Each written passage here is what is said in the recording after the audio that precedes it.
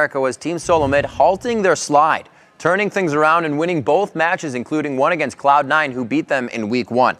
This is only their second victory over Cloud9 in 16 games. And the question is their new coach the reason? Let's go straight to the source and see what he has to say. Freak is standing by with Team Solo Mid's Locodoco. Freak? Thank you very much, Riv. What's up, guys? Locodoco here. Hello. You're awesome as always, man. So I got to ask you about how you're kind of shaping around TSM. First of all, crowd obviously thinks you're awesome. But one thing I saw is that you're keeping your team off social media unless they do well on the weekends. Tell me about this. Well, just social media, it will mess with their brain because there's a lot of shit talk about Glebe and Amazing being new members, bringing the team down. So I really want to keep them off that. And even old school members like Bearson, Dyrus, and Turtle, it gets to them too. So days leading up to LCS, no Twitter, no Reddit.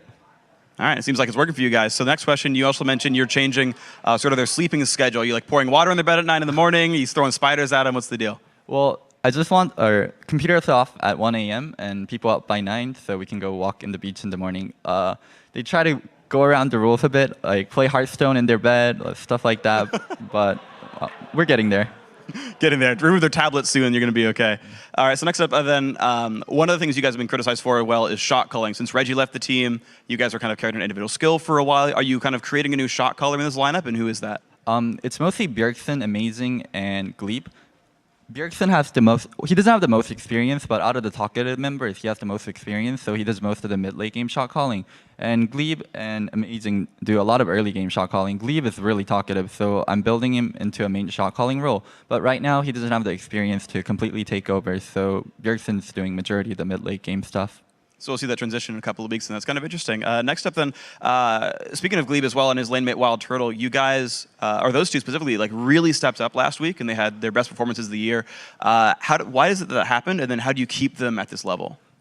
Just straight up, Turtle's so freaking good. I think he's one of the best ADs in North America. He's been slumping a bit because he has a habit of throwing when the team doesn't do well, but when the team does well, he doesn't have that pressure, and he just carries. And Glebe, he's someone that's always working hard and just a good support in general. I've been doing with him a lot and pointing out little stuff, so his laning is getting better.